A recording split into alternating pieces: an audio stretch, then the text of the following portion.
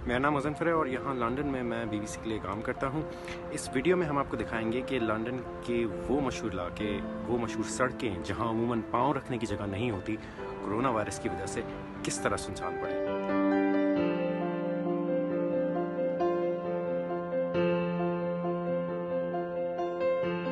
ये Oxford circus station है। उमूमन जब मैं ऑफिस से वापस आ रहा होता हूँ तो यहाँ से घर जाने में मुझे तकरीबन कोई आधा घंटा लग जाता है और कभी कभी तो 40-45 मिनट भी लगते हैं। लेकिन यहाँ हम देख सकते हैं कि इस वक्त बिल्कुल सन्नाटा है। ये यूरोप की मसरूफ़ तरीन सड़क है और उमूमन एक दिन में 5 लाख लोग यहाँ से चल कर गुजरते हैं। ना सिर्फ ये बल्कि यहाँ एक घंटे में आम दिनों में 270 बसों का गुजर होता है। लेकिन इस वक्त आप देख सकते हैं कि एक आध बस ही यहाँ से गुजर रही है। वायरस से पहले बसों में उतरने और चढ़ने के मुख्तलिफ दरवाजे थे, लेकिन अब बस के अंदर जाने का एक ही दरवाज़ा रख लिया गया है।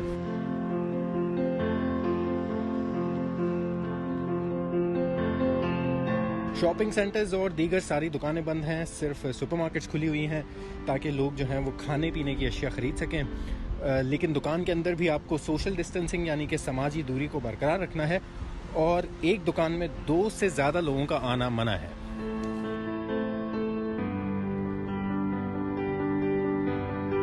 ये मरकज़ी लंदन की मस्जिद है, सेंट्रल लंदन मॉस्क के नाम से यहाँ मशहूर है।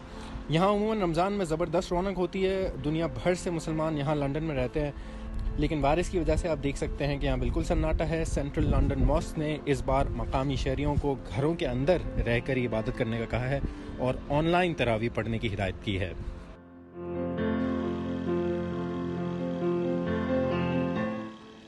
ये ट्रफालगर स्क्वायर है, दुनिया की मारूफ तरीन जगहों में इसका शुमार होता है और 15वीं सदी में यहाँ बादशाह के घोड़ों का स्तबल हुआ करता था। लेकिन 18वीं सदी में इसे ट्रफालगर की जंग के बाद एक यादगार में तब्दील कर दिया गया।